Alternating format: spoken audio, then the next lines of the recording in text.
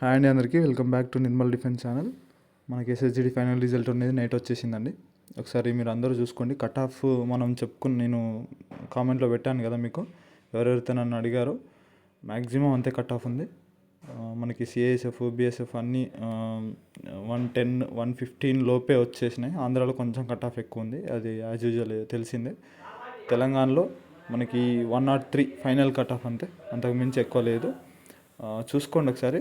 ఎవరెవరికైతే job వచ్చిందో మనకి కింద కామెంట్ కూడా చేయండి, మాకు ఈ పోస్ట్ వచ్చింది అది వచ్చిందని. మనం మధ్యాహ్నం నాకు ఫ్రీ అయిన తర్వాత నేను లైవ్ చేస్తాను, మనం అక్కడ డిస్కస్ చేద్దాం మొత్తం.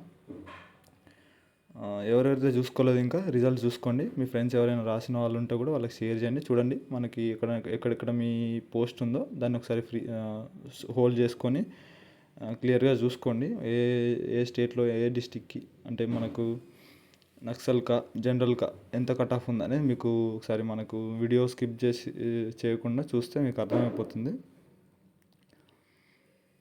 అంతే అండి, రిజల్ట్ గురించే చెప్దామని వీడియో చేస్తున్నా.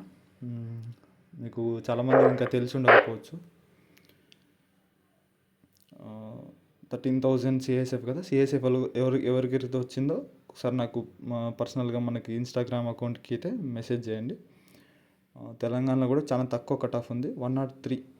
ఎస్టీకి ఎక్కువ ఉంటుందని మనకు తెలుసు. మామూలుగా జనరల్ కేటగిరీస్కి చూసుకుంటే 103 లాస్ట్ ఉంది. నేను చూశాను, మొత్తం చూశాను, కానీ ఇందులో వీడియోలో మనం ఎక్స్ప్లెయిన్ చేయడం కష్టమైపోతుంది. మీకు ఖచ్చితంగా జనవరి 1st వీక్ నుంచి ట్రైనింగ్ అనేది స్టార్ట్ అయిపోతుంది అందరికీ. ఆల్ ద బెస్ట్ అండి, ఎవరికి జాబ్ వచ్చిందో అందరికీ all the best. Welcome to the CAPF. ఖచ్చితంగా మన ఇండియాకి మంచి బెటర్మెంట్ సర్వీస్ అనేది ఇవ్వాలని కోరుకుంటున్నాను. ఇంకేమైనా డౌట్స్ ఉంటే నాకు మెసేజ్ చేయండి కామెంట్లో, పక్కా మీకు రిప్లై ఇస్తాను.